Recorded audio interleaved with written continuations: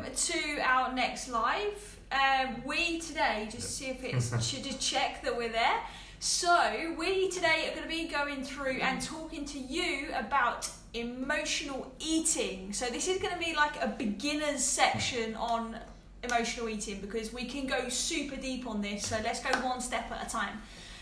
So first and foremost, I want to talk to you about my experience with emotional eating because it's something that I'm not sure many of you really know about or have heard me speak about already before. So this is something that I can really relate to you guys that are experiencing this, and maybe you're watching this because it's not you that's experiencing this, maybe it's somebody that you care about or somebody else that you know that you want to support and help. So it's really important that you hear from different perspectives as well.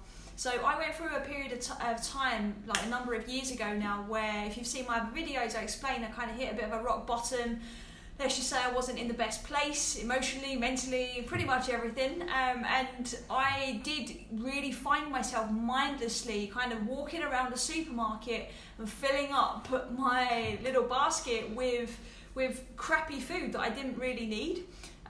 For binges that I didn't really need to do, all because I was struggling to understand my emotions, right? So this is where my relationship with Tim Tams came into play, and basically I wasn't really understanding what was going on from an emotional perspective. I was confused. I didn't know how I was feeling. I had emotions showing up that I'd not really experienced before.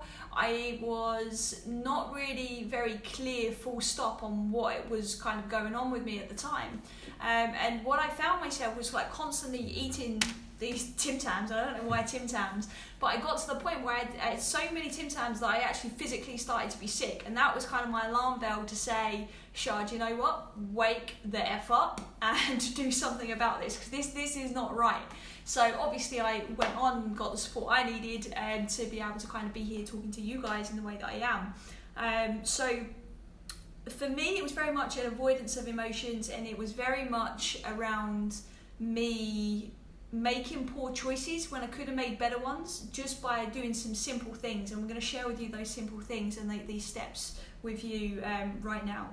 Yeah, definitely. And as what the story Charlotte told you was a good example of pretty much what emotional eating actually is. And it goes into, you probably heard the term comfort eating before, and the reason we kind of do that is usually tend to avoiding emotions that we might be feeling, which is why we kind of jump into eating foods, and a lot of them. And you'll find that most people who are emotional eaters don't just eat one or two little squares of chocolate when they're feeling a bit emotional or feeling kind of stressed or whatever it is. They will tend to binge out, eating literally a massive tub of ice cream, huge big bars of chocolates, whatever their vice is, whatever their food is, they'll just basically binge and eat lots and lots of it. And some people don't know why. They just think, obviously they like to eat, so they're going to eat lots of what they like. But this is where emotions come into play, and we confuse our emotions for hunger. As an example, anger is a very common one. People kind of confuse anger with being hungry, because when we feel anger in our body, it shows up as a fire in our belly, and we confuse that with hunger. So we tend to think, okay, when we're angry, we think, okay, we're feeling something's going on around here, there's some action being taken in the stomach, we think, okay, we need food. And what we tend to kind of go after, what we tend to focus on, is those high sugary, high calorie foods that just want to eat as much of as possible. They take the edge off. Yeah, just take the edge off the emotion of it. But when I say take the edge off, it doesn't do that. It actually just suppresses it even more, because that energy is still being locked inside your body and you're not getting it out of your system, which is why the binge cycles or the eating cycles show up for you. And guys, you'll always hear me talking about like what causes the emotion in the first place. So yeah, for sure, sometimes emotional eating comes from unresolved emotions, it comes from avoiding emotions, it comes from confusion, it comes from comfort. But those things are, they're like what's manifesting on the surface layer, because behind that we've got these 6 needs that we need to be fulfilling, right? Remember guys, I said this is kind of step 1 of this emotional eating thing that we're going to speak to you about, because it definitely does drive a bit deeper when it comes to self-worth and beliefs and things like that. But for now, if you understand this can already change the game for you. So you've probably heard me say before, we've got 6 human needs, and it's not my teaching. This is something that, a lot of the greats teach as well.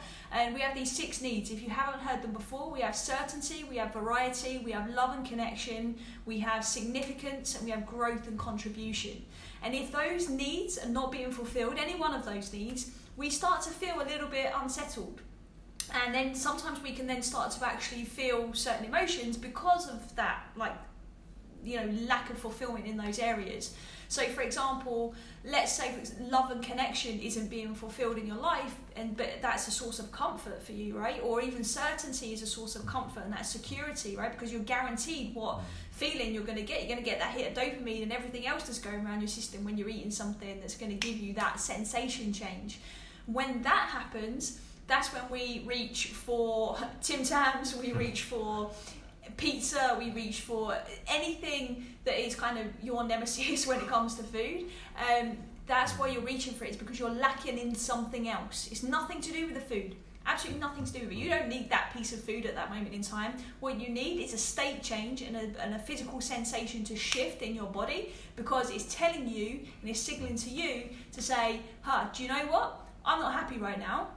But then what most people tend to do is they bypass what the emotion is that's attached and actually understanding what they're lacking, and they go straight for the food. So they kind of miss a whole bunch of steps in between there, identifying what is going on in here, what is going on in here and in here, meaning your heart and your mind, meaning your thoughts and your emotions. Because when you really start to get that, that's when you get to peel back the layers and understand your own behaviours and why you're doing what you're doing.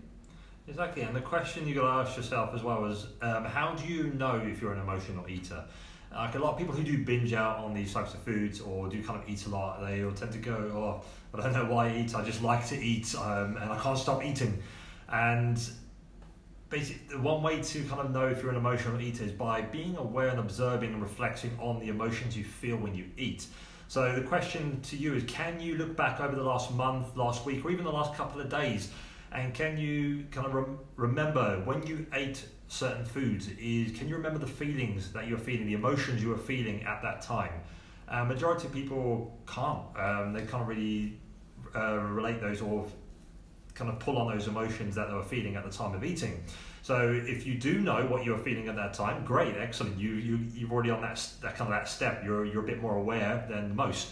If you have no idea what you're feeling or what the emotions are going through you at that time when you're eating, is start to kind of keep track of them. And the task we're going to set you later on in this video, just before we finish, is going to really benefit you if you struggle to kind of understand or be aware of those emotions you're feeling just before you're about to eat something. Definitely. Another point here in terms of how do you know, this was a question actually from somebody before, and I know she can't make it on this live, so I really want to make sure we answer this for you. This is around identity, because it's not about how do you know if you're emotionally eating. If you're very emotionally aware and you're taking care of your emotions and you're letting things go that need to be let go of, and you're not storing or holding emotions, if you're emotionally literate, then you're probably not an emotional eater. Right, you're probably somebody that is literally just trying to fulfill their needs somewhere else, and there's no emotion attached to it. That's a possibility too. But also, it's a case of, are you allowing yourself to accept that you're an emotional eater? Because if you'd have asked me, probably before I got to the point of making myself sick, if somebody had said to me, are you an emotional eater? I'd be like, no, don't be silly. Like, not at all. Because I was so disconnected and disassociated to what I was experiencing internally, I wouldn't have even connected with that term. So it could simply be that you didn't know you were doing it. And therefore you might either push it away in terms of it being a label, but it's more around just, if you know what your relationship is with food and your own behaviours behind it, and you're understanding the why behind what you're doing, the intention behind it, then you will really identify if you know if you're an emotional eater or not. All right. So we've got 5 steps for you to get started in terms of raising your level of awareness when it comes to emotional eating. So the first one, and this is one, if you saw our video last week, then go back and watch it again. Or if you didn't watch it, definitely go back and watch it again. It's all around personal responsibility, right? Step number 1 is commitment to change. You can't try and change something if you're half in and half out, right? It doesn't work. It doesn't make any sense. You've got to really step up and say, yeah, this is it. end of the line, I'm not going to be doing this anymore. How do I do it? Right? Then we give you the tools in how to do it. But that commitment must come from your side. So the second step, okay, is observing your emotion and your behavior of eating free from judgment. And I say that because judgment is the problem. It's when you're judging yourself for feeling a certain way, or you're judging yourself for eating whatever you've eaten, that judgment, whether it's good or bad, that's going to fuel more emotion inside of you. If you give yourself a hard time that, I shouldn't have done that, I shouldn't have eaten that, you're taking me further away from my goals, and now I feel worse, right? Because that's what happens, right? We know the cycle is that kind of, we feel like not great in the first place, we feel unfulfilled before we eat, we get that quick fix, right? Our system is super happy and dancing inside for about half a second, and then you start to feel guilty, you start to feel shame, and then that kind of feeds this whole cycle. And the shame and the guilt comes into play because you were judging yourself in the first place. So when you are able to observe yourself free from judgment, that in itself dissolves the emotion that you're feeling, and that allows you to let it go, because that energy finds something else to do, because it's not got anything to do inside your body. So letting that emotion go is the best thing you can do. So number one is being aware of it, but just observing it. It's not good, it's not bad, it just is what it is. That's the first step in letting go of the emotion. Excellent. And on step 3 is about recognizing boredom. And this is a massive one for most, myself included. I've been down this road a lot, of eating because you're bored. Now, firstly is you got to ask yourself, are you actually bored, or are there any kind of underlying emotions that you still haven't resolved, or haven't kind of figured out? Because sometimes boredom is just a mask for some underlying emotions that maybe that cause for you eating whatever you're eating. So check on those emotions that may be underlying, and obviously get rid of them. If there are no underlying emotions and you are pretty much just bored, find something to do. So this ties into what Charlotte was talking about of the 6 needs. Okay, so if you are bored and you're thinking, you're walking around the house, I do it, I even do it, I think I've done it today as well, which is just walking around and you open and close the fridge, open and close the cupboards about 100 times, expecting something new to pop in there. And so just find something else that is going to fulfill that, whatever need that is, whether it's love and connection, whether it's certainty, variety, whatever it is.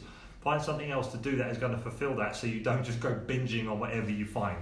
Guys, make sure though that you're making sure that boredom is actual boredom, and it's not just the fact that you're feeling a bit sad or a bit guilty for something else, or you're just feeling hurt, right? Because maybe you've had a crappy day or whatever it is. Make sure it is really boredom that you're trying to cause a fix for, because just distracting boredom and replacing it for another activity is only going to help for a period of time. But trading it out for a healthier activity, boom, that is definitely going to get you way closer to combating emotional eating. But then you just need to make sure the new habit doesn't become emotional working out or emotional reading a book, right? Like, you can't just substitute and put a band-aid over it. You've still got to figure out what is the emotion behind boredom, if there is any. Okay, and there isn't always, just sometimes. Most of the time though, it's because we don't know ourselves well enough, or we're not paying attention to ourselves well enough to give it what it actually needs. What it needs, I'll say it again, is that state change. It's that state change that your body needs. Definitely. It can't stay in one state all of the time. We don't function that way. It's absolutely impossible. All right, so, sorry, was you done? Yeah, I'm done. So on to step 4. Step 4, okay, is the awareness of the emotions and the sensations. We can't change something if we're not aware of it. So like I told you in the beginning, me and my Tim Tams, I wasn't aware of the emotions that I was experiencing. I was very dissociated to them. I wasn't aware of how they were showing up inside my body and what these sensations were. And if I had been, I think I would have had a better understanding that I was missing a step in between the eating and the thinking and the feeling. So just to give you like a real quick overview in terms of sensations and emotions, and please note this is different for everyone. What I'm giving you now is like the most common sensations you're going to notice. So before you eat, if you feel like you're an emotional eater, you need to make sure that you're kind of scanning your body and just feeling to see what are the sensations that are going on, maybe before you eat something, because it could be that it's not hunger, like John mentioned, maybe it is something else. So John already mentioned anger being like this fire in the belly. Depending on the like kind of level of that anger, it can kind of obviously come up higher, and it can even go into your extremities, into your arms. That's why when you get angry, you want to give somebody a right hook. But this is the point, is recognizing where is that bubbling up for you. So anger is a common sign that is there. Remember, we're not judging it, we're just observing it, right? Then we have like sadness, for example. Sadness will usually tend to feel a bit of a sensation in and around our throat, maybe even up into kind of the lower part of the face as well. But again, guys, this is something that is very unique to everybody. So you need to find what your signals are. Shame is something that people tend to feel very much in the kind of like the heart, and then all the way up, right, in their upper body. And that's something that could be like a change in temperature, might be a sensation that you'll feel there.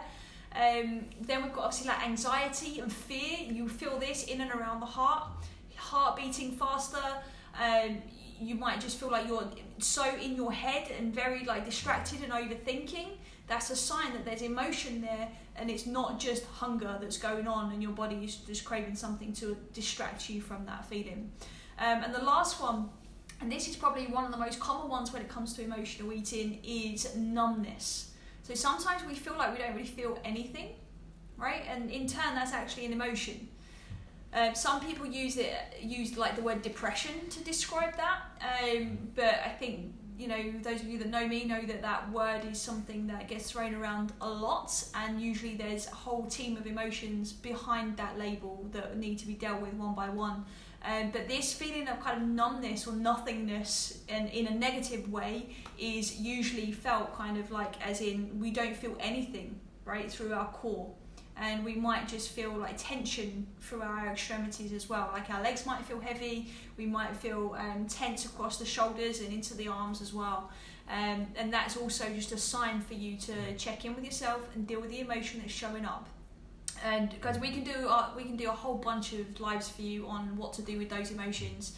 But the easiest and the most efficient way is that you become aware of the emotion, you learn from the emotion, and then you breathe it in, you breathe it out, and you let it go.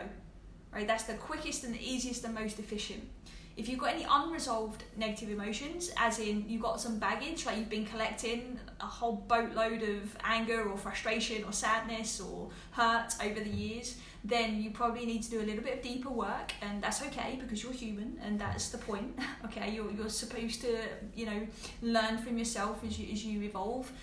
So if this emotional eating thing is becoming so much for you that you're not able to identify the emotions, you're not able to let them go, then that means that you can literally just like reach out to someone, you can reach out to us, and we can help you go through that process.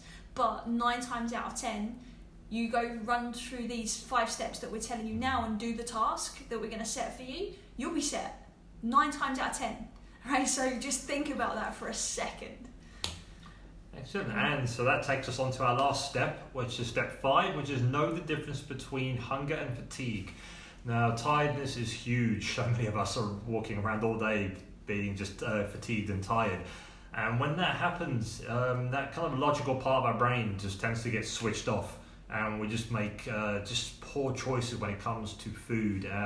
We go through that automatic and that kind of lack of thinking stage, where we're just so tired, we just want to eat. We feel hungry, so eat anything and everything. Whatever's nearby, whatever we can get hold of, whatever's convenient, whatever's easy, and whatever's going to give us that quick hit of dopamine, make us feel better.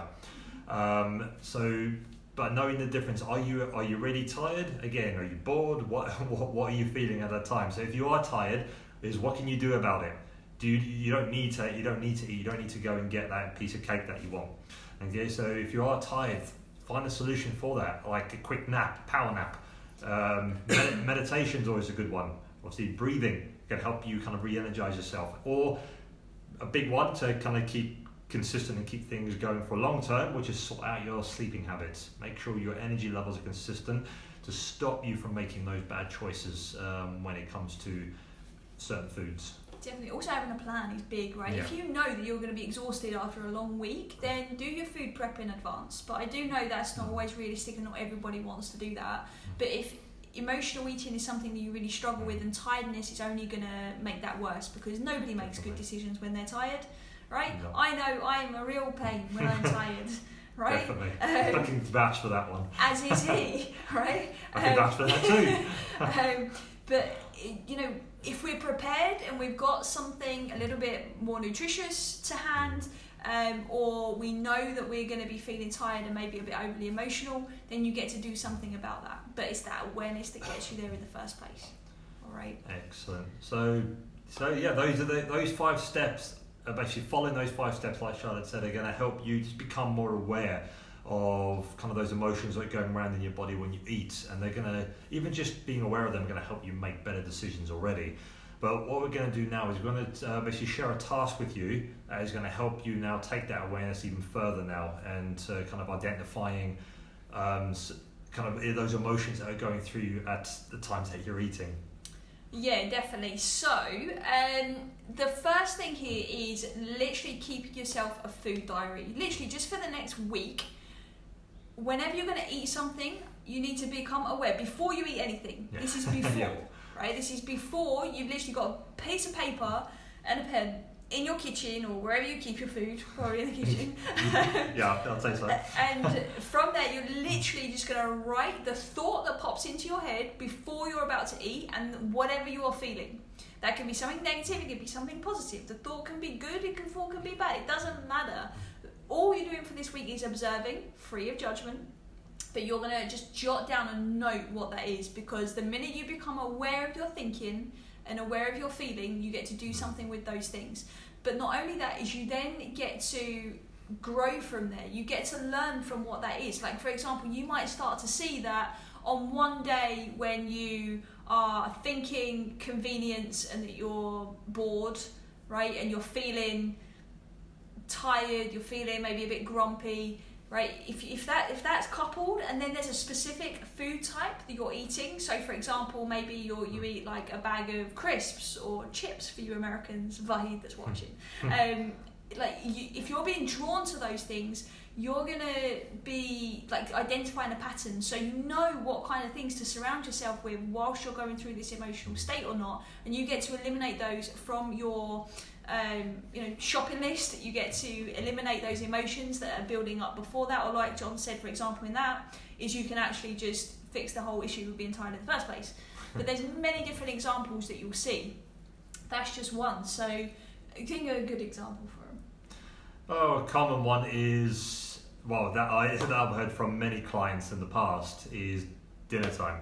So they get home from work, they're stressed, okay, from a hard day at work, they're tired, and they have not prepared anything. They forgot to shop, and they've got nothing in the house, or should we say nothing that they want to eat. So there is food there, but in terms of those emotions, again, they're tired, they just want something that's convenient and easy, and there's nothing that they actually want to eat. So what usually happens?